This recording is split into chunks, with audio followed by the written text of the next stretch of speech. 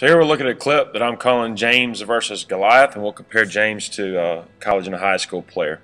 So inside pitch to a right-handed batter, good ankle sway, catches the outside of the ball, and I think those are pretty close, but we'll call James the winner on that one. Next one is inside pitch to a left-handed batter.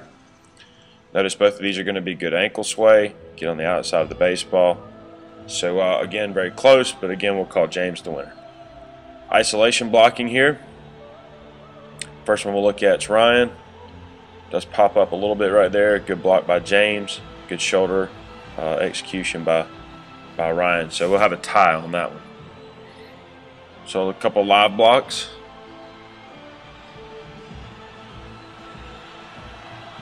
Pretty good results there, but I think Ryan got his feet out from under him a little bit better, so we'll go with Ryan on that one. Block and recover. Good block, two-hand recovery, ready to throw. Another good block, two-hand recovery, and ready to throw. So those are pretty comparable. I think we got a tie there. Look at a couple throwing clips. I think James's feet are staying a little too, his front leg is going away from the target. And we'll look at that here again in just a minute. But for here, I think Ryan's body is in a little bit better position.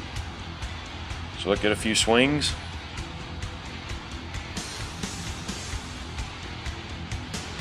All right, notice the hands, very little load in the hands, no load in the hips, body moves forward. We've got a fairly long swing there, so we'll break that swing down and look at it again here at the end. There's just a still frame to see the backside collapsing compared to another hitter where the backside stays tall. So we'll look at this swing here. Good load with the hands, the hips load.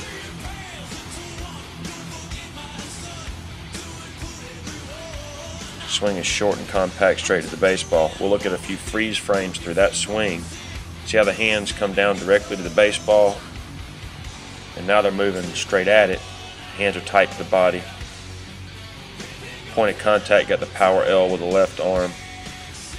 A good swing there. So here, notice the hands are cast out, headed directly toward the camera, which creates the long swing there. And so not much rotation off the backside, and the chest is actually over the front foot. So we'll go with Aubrey on that one. Now let's look at a couple different things and analyze it a little closer. So we'll start with the swing. Again, we just saw what created the long swing, and that's the hands casting away from the body instead of directly to the ball. So we'll compare that to a couple hitters. See how the hands are tucked tight to the body, going straight to the baseball. You actually see the ball on the right side of the screen coming in. And here you'll see the ball coming into the left side of the screen. Again, the batter's hands are tight to the body, moving straight to the ball. Now we'll look at point of contact. Notice James's chest is out over his front leg, and his weight is cast toward the front of his body. So here, notice the back side, how the weight is back on the back, creating a stiff front side. There's almost a straight line from his heel to his head. Again, the same way here, point of contact. There's a stiff front leg, straight up in the line. His chest is back over his center of his body. So catching, slow this down and look at it in slow-mo.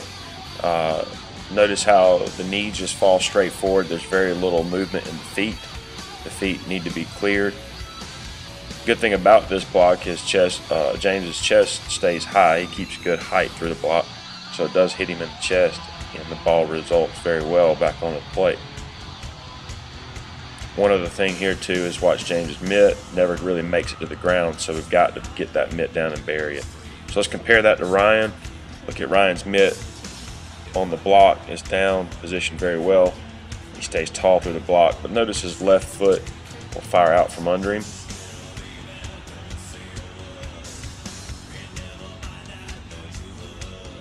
And by clearing his feet, this takes him straight to the ground. So he's not meeting the ball with energy, he's deadening the ball.